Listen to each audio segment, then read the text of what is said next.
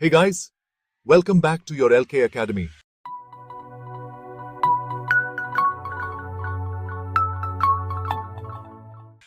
आज हम डिस्कस करेंगे एक ऐसे कॉन्सेप्ट के बारे में जो हर इलेक्शन सीजन में हेडलाइंस में होता है। वन नेशन वन इलेक्शन, यानी एक देश एक चुनाव। ये one election. Here in India, the rumor mills are buzzing. There is talk of one nation, one election. The government of Prime Minister Narendra Modi has called for a special parliament session. I was not expecting this. अरे हमको क्या मिलेगा one election की 10 election. ये impossible है। अगर ऐसा bill आता है तो ये अनकॉन्स्टिट्यूशनल होगा। आउटराइट ये कह देना कि एक देश एक चुनाव के हम पक्ष में नहीं है। अरे चर्चा तो करो भाई।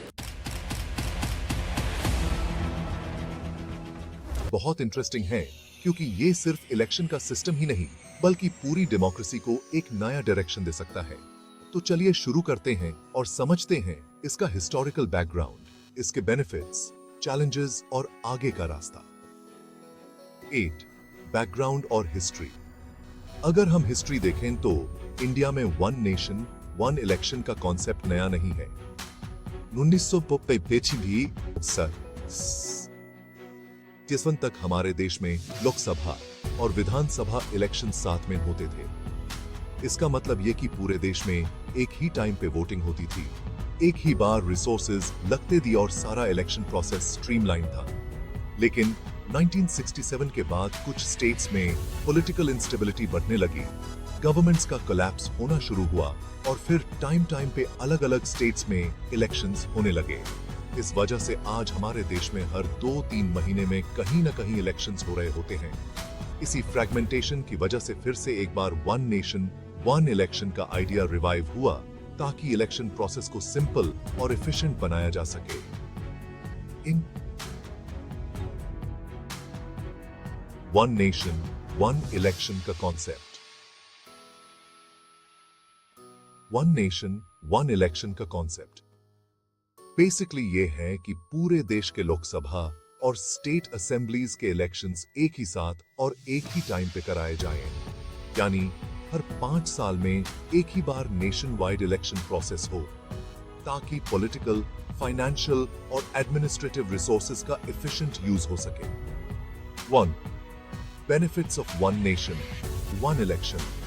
आप सोच रहे होंगे कि वन नेशन वन इलेक्शन से क्या बेनिफिट्स हो सकते हैं, तो चलिए देखते हैं। Cost saving. इंडिया में इलेक्शन कंडक्ट करने में बहुत पैसा लगता है। लॉजिस्टिक्स, सिक्योरिटी, मैन पावर और इलेक्शन सेटअप सब कुछ कॉस्टली होता है। अगर हर 5 साल में एक ही बार इलेक्शन हो तो ह्यूज फाइनेंशियल सेविंग्स हो सकती हैं जो पैसा डेवलपमेंट प्रोजेक्ट्स में लगाया जा सकता है। Administrative efficiency. हर इलेक्शन में पुलिस, एडमिनिस्ट्रेटिव और जुडिशियल रिसोर्सेज लगते हैं। हर बार इलेक्शन होंगे तो गवर्नेंस और पब्लिक सर्विसेज पे बर्डन बढ़ता है। एक ही बार इलेक्शंस होने से एडमिनिस्ट्रेटिव लोड कम होगा और डिपार्टमेंट्स अपने असली काम पे फोकस कर पाएंगे। Less policy disruptions. आपने नोटिस किया होगा कि हर इलेक्शन से पहले पॉलिसीज और प्रोजेक्ट्स को हल्ट पे डाल दिया जाता है due to model code of conduct. अगर एक ही बार इलेक्शन हो तो ऐसे पॉलिसी डिसरप्शंस कम हो जाएंगे और गवर्नेंस स्मूथ रहेगा। वोटर टर्नआउट और अवेयरनेस। एक साथ इलेक्शन से वोटर टर्नआउट भी बढ़ने के चांसेस हैं क्योंकि लोग इस इवेंट को एक बड़ा डेमोक्रेटिक फेस्टिवल की तरह कंसिडर करेंगे। Challenges of one nation one election. लेकिन गाइस, बेनिफिट्स के साथ साथ कुछ चैलेंजेस भी हैं जो ध्यान देने लायक हैं। पॉलिटिकल कंसेंसस की कमी। ये एक कॉम्प्लेक्स इशू है और सब पार्टीज को एक कंसेंसस पे लाना डिफिकल्ट हो सकता है क्योंकि अलग अलग रीजन्स की अपनी पॉलिटिकल कंपल्शंस और नीड्स हैं। हर स्टेट के लोकल इश्यूज अलग हैं और सबको सेम इलेक्शन स्केड्यूल पे लाना चैलेंजिंग होगा। कॉन्स्टिट्यूशनल और लीगल चैलेंजेस। हमारे कॉन्स्टिट्यूशन में टर्म फिक्स नहीं है कि हर असेंबली और पार्लियामेंट की ड्यूरेशन फिक्स्ड ही होगी। अगर किसी गवर्नमेंट का कोलैप्स होता है तो क्या ऐसे केसेस में री इलेक्शंस नहीं होंगे? और अगर होंगे तो वन नेशन वन इलेक्शन का कॉन्सेप्ट फिर से फेल हो सकता है।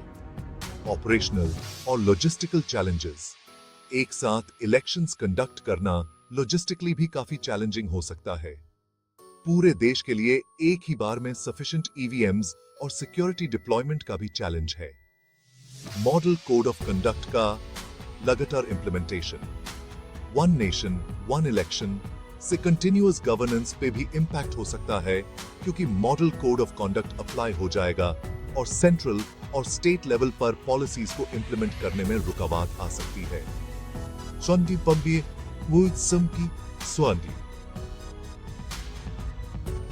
वे फॉरवर्ड, क्या सॉल्यूशंस हो सकते हैं? अगर one nation one election implement करना है तो कुछ सजेशंस और सॉल्यूशंस को कंसिडर करना होगा। ग्रेजुअल ट्रांजिशन, एक सडन शिफ्ट की जगह पे इसको फेज वाइज इंप्लीमेंट किया जा सकता है। फॉर एग्जांपल, कुछ स्टेट्स को पायलट बेसिस पे इंक्लूड करके देखा जा सकता है और उस पे एनालिसिस कर सकते हैं। स्ट्रॉन्ग लीगल फ्रेमवर्क, ये जरूरी है कि इसके इंप्लीमेंटेशन के लिए स्ट्रॉन्ग लीगल और कॉन्स्टिट्यूशनल फ्रेमवर्क बनाए जाए ताकि इलेक्शन टर्म इश्यूज और गवर्नेंस लैप्स को टैकल किया जा सके। पॉलिटिकल कंसेंसस और डायलॉग, सबसे इंपॉर्टेंट है कि इस कॉन्सेप्ट को इंप्लीमेंट करने से पहले सभी पॉलिटिकल पार्टीज के बीच प्रॉपर डायलॉग और कंसेंसस डेवलप हो। अगर स्टेट्स और सेंटर के बीच प्रॉपर डायलॉग रहेगा तो ये कॉन्सेप्ट और भी इफेक्टिवली इंप्लीमेंट हो सकता है। Improved election infrastructure, election infrastructure को एनहांस करना भी जरूरी है। एडिक्वेट ईवीएम्स, वीवीपीएटीज और ट्रेन्ड मैन पावर की अवेलेबिलिटी इंश्योर करना होगा ताकि लार्ज स्केल इलेक्शन कंडक्ट हो सके। कंक्लूजन, तो दोस्तों, वन नेशन वन इलेक्शन का कॉन्सेप्ट बहुत ही प्रॉमिसिंग है और अगर प्रॉपर्ली इंप्लीमेंट किया जाए तो ये हमारी डेमोक्रेसी को स्ट्रीमलाइन करने में बहुत बड़ा रोल प्ले कर सकता है। लेकिन इसके साथ साथ कुछ चैलेंजेस भी हैं जिनको एड्रेस करना इक्वली इंपॉर्टेंट है। एक तरफ अगर हम कॉस्ट एफिशिएंसी और पॉलिसी स्टेबिलिटी की बात करते हैं तो दूसरी तरफ लोकल गवर्नेंस और रिप्रेजेंटेशन को भी कॉम्प्रोमाइज नहीं कर सकते। इंडिया जैसे डाइवर्स कंट्री में ये कॉन्सेप्ट को इंप्लीमेंट करने में थोड़ा टाइम लगेगा, लेकिन अगर पॉलिटिकल विल स्ट्रांग है और प्रॉपर फ्रेमवर्क बनाया गया तो वन नेशन वन इलेक्शन एक रियलिटी बन सकता है। आपको क्या लगता है? क्या वन नेशन वन इलेक्शन सही में हमारे देश के लिए बेनिफिशियल होगा?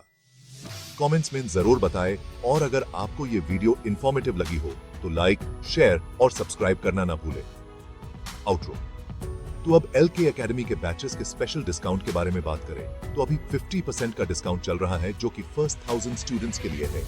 आप किसी भी एग्जाम की तैयारी कर रहे हो जैसे CAT, CMAT, CLAT, banking, SSC, railway, GPSC या फिर UPSC, सभी के लिए 50% का डिस्काउंट है। ये ऑफर लिमिटेड टाइम के लिए है। Don't miss the opportunity and grab it.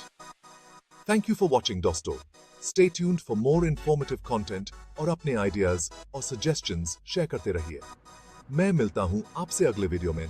Till then take care.